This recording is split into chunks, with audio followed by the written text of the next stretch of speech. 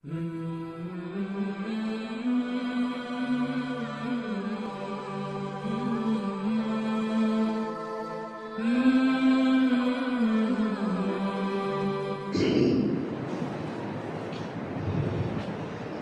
لله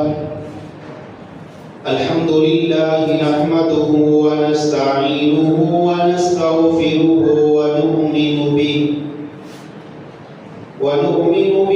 ونتوكل عليه ونعوذ بالله من شرور أنفسنا ومن سيئات أعمالنا من يهده الله فلا مضل له ومن يضلله فلا هادي له ونشهد أن لا إله إلا الله وحده لا شريك له ونشهد أن سيدنا ومولانا محمدا عبده ورسوله أعوذ بالله من الشيطان الرجيم بسم الله الرحمن الرحيم فسيكفيكهم الله وهو السميع العليم وقال الله تعالى محمد رسول الله والذين معه أشداء على الكفار رحماء بينهم تراهم ركعا سجدا يبتغون فضلا من الله ورضوانا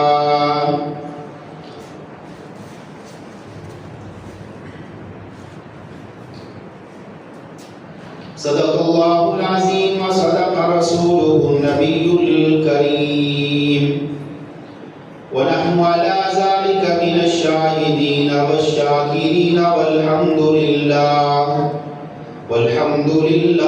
رب العالمين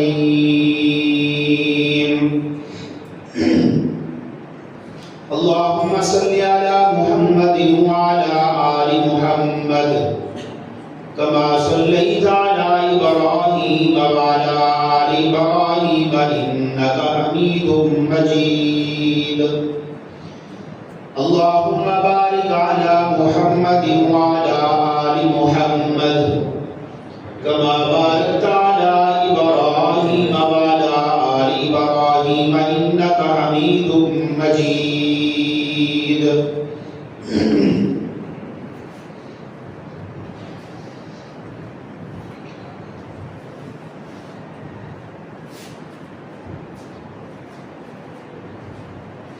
عزیزان محترم و مکرم،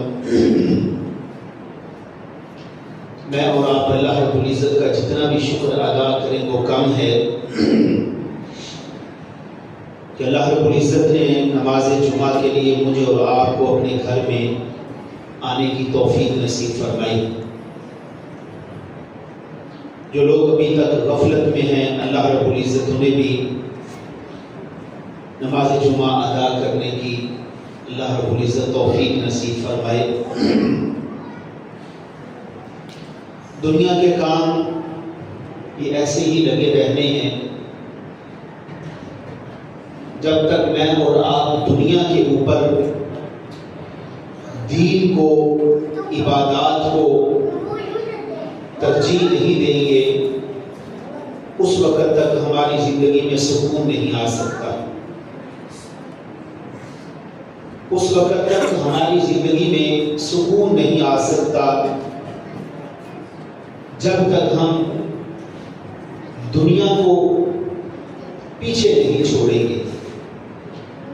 صحابہ کرام رضوان اللہ تعالی علیہم اجمعین، اللہ رب العزت نے کیوں قرآن مجید میں ان کی تعریفیں بیان فرمائی؟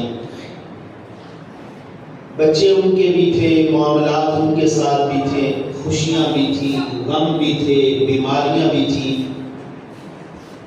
وہ بھی انسان تھے۔ سارے معاملات جو ہمارے ساتھ ہیں ان کے ساتھ بھی تھے، لیکن فرق یہ ہے کہ وہ ہر معاملہ میں اپنے رب کے اوپر ایک مضبوط بھروسہ کیا کرتے تھے، اور رسول اعظم صلی اللہ علیہ وسلم کی بات کے اوپر کامل یقین تھا۔ تھا انہیں، جو حضور کی زبان سے بات نکلتی وہ اس کے اوپر پہرا دیتے تھے، اس بات کے اوپر مر مٹنے کے لیے وہ تیار ہو جایا کرتے تھے۔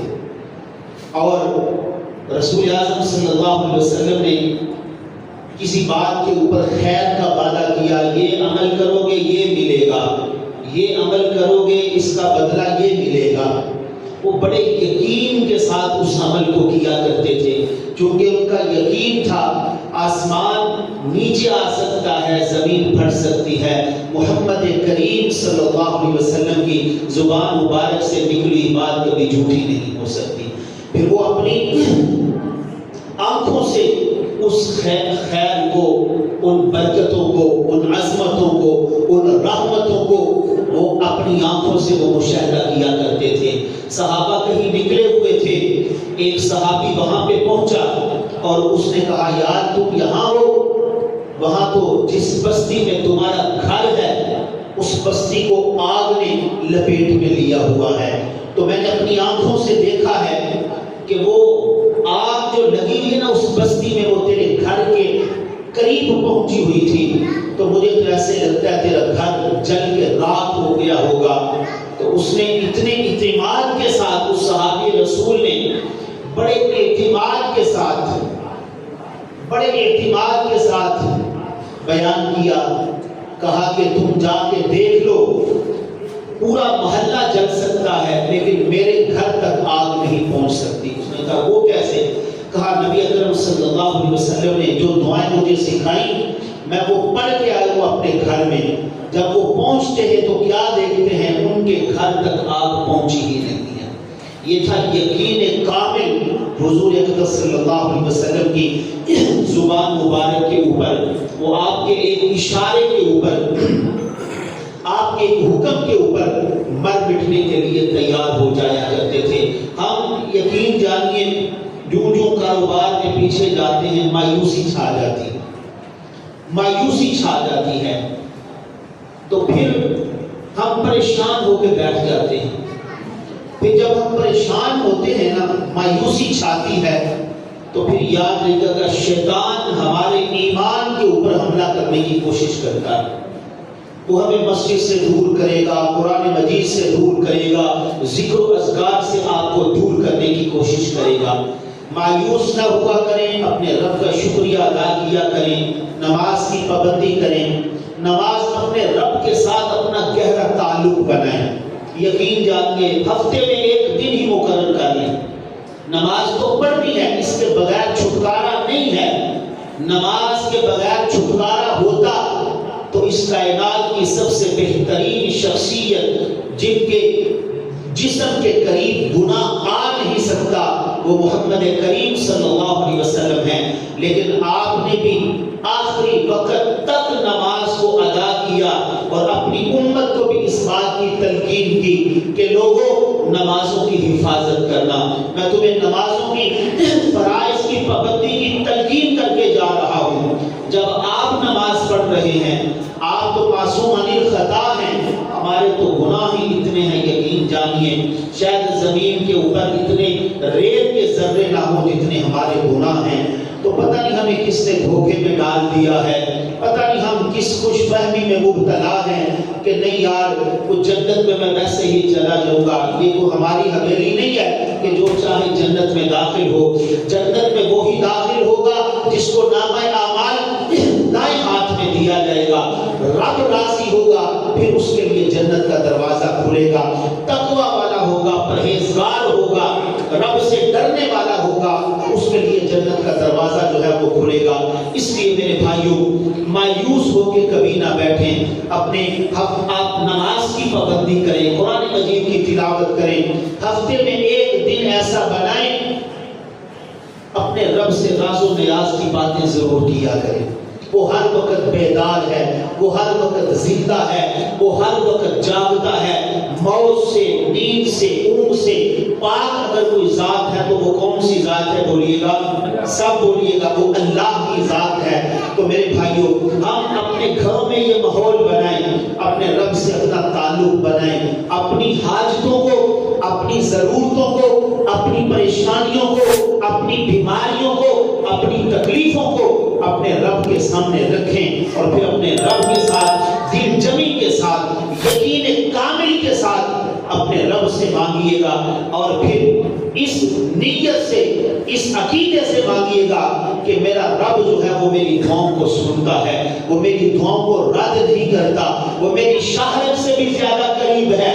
میں جتنا بھی گناہ گار ہوں لیکن وہ رحیم ہے، وہ کریم ہے، وہ 70 ماؤں سے زیادہ مہربان ہے۔ شیطان حملہ کرتا ہے، کبھی کاروبار نیچے آ گیا، یہ دن بدلتے رہتے ہیں یار، کبھی پریشانی ہے کبھی خوشی ہے، یہ اللہ کی طرف سے آزمائش ہوتی ہے۔ وَلَنَبْلُوَنَّكُمْ بِشَيْءٍ مِّنَ الْخَوْفِ وَالْجُوعِ وَنَقْصٍ مِّنَ الْأَمْوَالِ وَالْأَنفُسِ وَالثَّمَرَاتِ وَبَشِّرِ الصَّابِرِينَ الَّذِينَ إِذَا أَصَابَتْهُمْ مُصِيبَةٌ قَالُوا إِنَّا لِلَّهِ وَإِنَّا إِلَيْهِ رَاجِعُونَ۔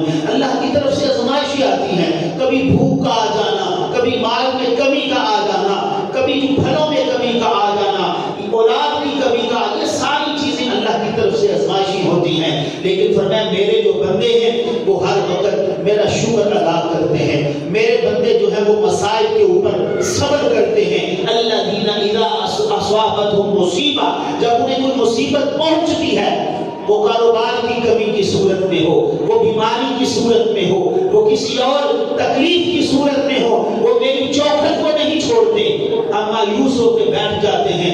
شیطان کہتا ہے تو فجر پڑی سیدھے کی لبے، شیطان کہتا ہے کیونکہ پھر ہم وقال الانسان عجولا، یہ انسان ہے بڑا جلد باز، بڑا ہی جلد باز، بڑا ہی جلد باز، اتنا جلد باز ہے، وہ کہتا ہے کہ یار میں رات کو دعا مانگ کے سو جاؤں، صبح اٹھوں نا تو میرے بستر سے بھی پیسوں جو ہے وہ 5-5 کے 1000 کے نوٹ نکل رہے ہوں۔ انسان ہے بڑا جلد باز۔ میرے بھائیو دل جمی کے ساتھ آپ انبیاء کے حالات سنتے رہتے، پڑھتے رہتے، یقین جانیے زکریا علیہ السلام کتنا عرصہ اپنے رب سے مانگتے رہے، کتنا عرصہ، 100 سال تک اپنے رب سے بیٹا مانگتے رہے، 100 سال تک اپنے رب کی چوکھٹ کو نہیں چھوڑا۔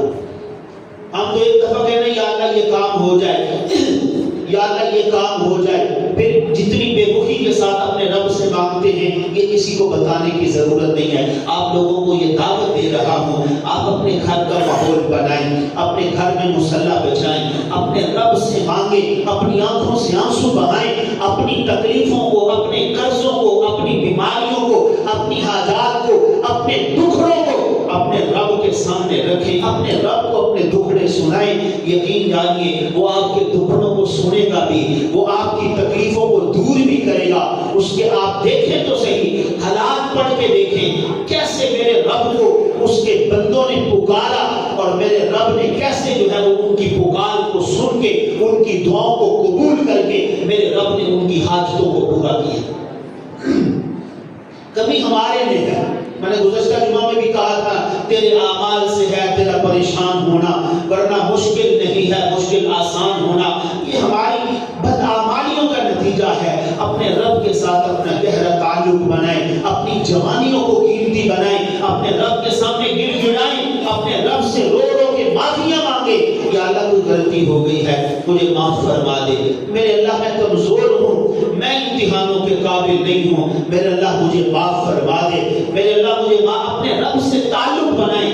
آپ کا دل زندہ ہوگا، آپ کے ایمان میں اضافہ ہوگا، یا اس کا فائدہ کیا ہوگا، ہمارے گھر کا ماحول بہتر ہو جائے گا۔ یہ ہمارے بچے آج کل یقین جانیے اتنی گوری، اس کی اتنی رفتار نہیں ہے، کوئی عربی گھوڑا اس کی اتنی رفتار نہیں ہے جتنی برائی کی رفتار ہے۔ آپ دیکھ رہے ہیں کیا کچھ نہیں ہے موبائلوں پہ، کیا کچھ نہیں ہے ہمارے معاشرے میں۔ ہمیں دین کو اپنانے کی ضرورت ہے، دین کو اپنانے کی ضرورت ہے۔ جس گھر میں دادا، جس گھر میں ابو، جس گھر میں ماں تہجد پڑھیں گے، نوافل ادا کریں گے، قرآن مجید کی تلاوت کریں گے، یقیناً ان بچوں کے اوپر ضرور اثر پڑے گا۔ یار میرا ابو، میرا دادا یہ صبح اٹھ کے کیا کرتا ہے، پھر ان کے دل و دماغ کے اوپر بھی ان چیزوں کا اثر ہوگا۔ اس لیے اپنے رب کے سامنے اپنے دکھڑوں کو رکھا کریں، اپنے رب کے سامنے اپنی تکلیفوں کو رکھا کریں۔ یونس علیہ السلام کیسے مچھلی کے پیٹ میں ہے، 3 اندھیروں میں ہیں، اور 3 اندھیروں میں کیا کہتے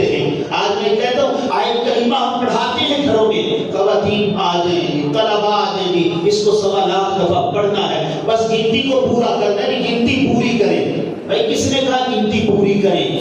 آپ تھوڑا پڑھ لیں لیکن آپ کو پتا ہو کہ یہ میری تکلیف ہے، یہ میری مصیبت ہے، یہ اللہ کے علاوہ کوئی دور نہیں کر سکتا۔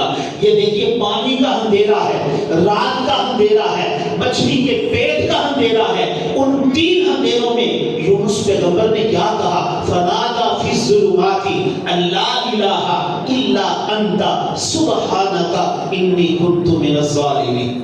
میرے رب نے کیسے ان کے لیے مچھلی کے پیٹ کو گھر بنا دیا، پھر مچھلی کے پیٹ سے میرے اللہ نے باہر نکال دیا، یوسف پیغمبر کے لیے کنویں سے نکلنے کا راستہ بنا دیا، جیل سے نکلنے کا راستہ بنا دیا، اپنے پیغمبر اسماعیل کو چھری کے نیچے سے بچا لیا، ابراہیم خلیل اللہ کے اوپر آگ کو گلزار بنا دیا۔ میرے بھائی یہ سارے کام کرنے والا میرا اللہ ہے، ہم اس کے ساتھ اپنا تعلق بنائیں، اپنے رب سے مانگے۔ یقین جانیے ہماری جوانیاں بڑھاپے ضائع ہو رہے ہیں، ہم عبادات کی طرف نہیں آتے، ہمیں ضرورت پڑتی ہے تو نماز پڑھ لیتے ہیں، ہم نے سمجھا شاید فرض فجر کی نماز پڑھ لی تو ساری ہو گئی۔ نہیں میرے بھائیو، اپنے گھروں کا ماحول ٹھیک کرو، اپنی زندگی میں دین لے کے آؤ، انشاءاللہ اس کے ساتھ بڑی بہاریں آئیں گی۔